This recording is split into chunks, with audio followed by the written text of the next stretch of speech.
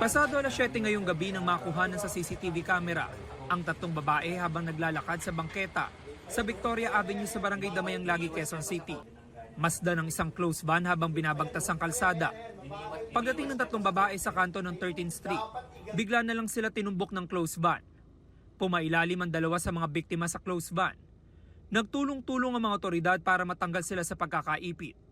Dead on the spot ang isang babaeng senior citizen. Isinugod naman sa ospital ang dalawa niyang kasamahan. Inoobserbahan pa ang kanilang kalagayan. Labis ang paghihinagpi sa mga kaanak na nasawing biktima.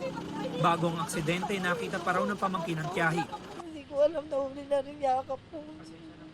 Naglalakad nga po, galing nga po doon, tapos pauwi na po.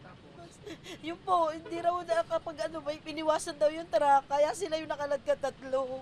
Tita ko po yung napuruhan. Ang 43 taong gulang na driver ng close van, itinurn over ng mga taga-barangay sa QCPD. Tumanggi siya magbigay ng pahayag.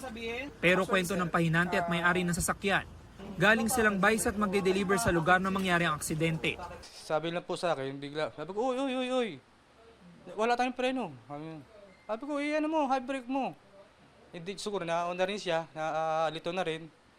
Yung medyo malapit na, ako na nag-hard brake na po. Kaya lang kaso, ando na po siya. Humingi rin siya ng paumanhin sa mga kaanak ng mga biktima. Isa na po kayo talagang disgrasya, hindi natin kagustong po natin po yan. Talagang wala tayong magagawa po. Kahit po ako, nangangatog din po ako eh. Nagbinuro siya dun sa... Kakaliwa kasi sa kanto eh. Sa kotse, at binangga niya na ang kotse. Ayan o, ayan. Iniiwas niya pa sa kotse, binangga niya na ang kotse. Ayan o, ayan.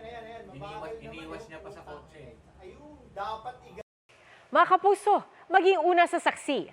Mag-subscribe sa GMA Integrated News sa YouTube para sa iba't ibang balita.